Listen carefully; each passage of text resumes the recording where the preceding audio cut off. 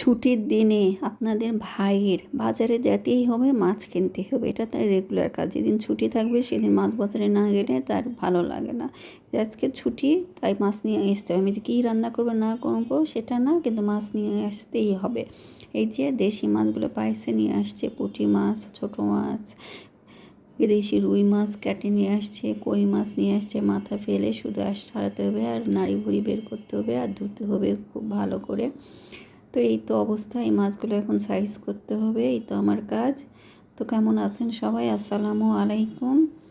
এই তো আজকে আমি রান্না বান্না করব অন্য কিছু, কিন্তু এগুলো মাছ নিয়ে আসছে, দেখেন কাজটা কেমন করে বাড়ায়। আর এই যে সবজি নিয়ে আসছে, কহি, ঢেঁড়স, লেবু আর শসা খুব একটা বেশি নিয়ে আসেন, ঘরে খুব সবজি আছে।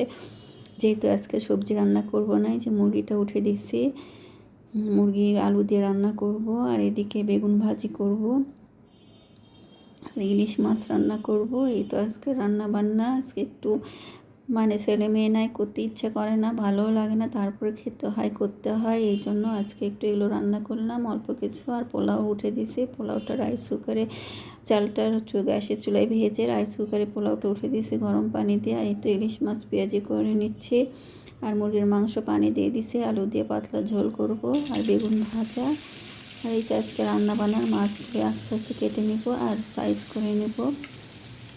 আর এই তো রান্না বান্না হয়ে যাচ্ছে, কারণ রান্না না করা থাকলে এগুলো করা যায় না। এই জন্য যত তাড়াতাড়ি পারি এগুলো করে ফেলি। আর এগুলো গোছানোই আছে, এই জন্য রান্না করতে খুব একটা বেশি সময় লাগবে না। আর পোলাওটা আমার হয়ে গেছে, এই যে মুরগির মাংসটাও রান্না হয়ে গেছে, এদিকে বেগুন ভাজি হয়ে গেছে, শসা লেবু সব কেটে রাখছি, রান্নাগুলো শেষ।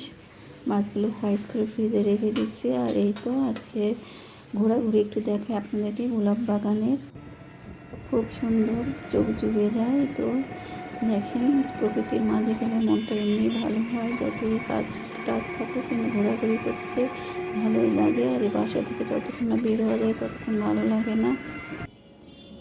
চারপাশে শুধু গোলাপ আর গোলাপ, দারুণ। আমরা একটু বের হতে হতে সন্ধ্যা হয়ে গেছিলো, যেন খুব একটা বেশি করে দেখতেও পাইনি। তো পরে যতটুকু দেখছি, একটু গ্রামের প্রকৃতি, একটু গাছগাছালি ভালোই লাগে, মেলা মেলা ভাব। হয়েছে গোলাপ দেখেন, চারপাশে হলুদ, লাল, কমলা, গোলাপি, কত রকম ফুল। আসলে আল্লাহর কত রকম সৃষ্টি, গোলাপ ফুলেরই কত কালার, কত সুন্দর। চোখের সামনে না দেখলে আসলে বোঝা যায় না প্রকৃতির এত রূপ, এত দারুণ, এত সুন্দর।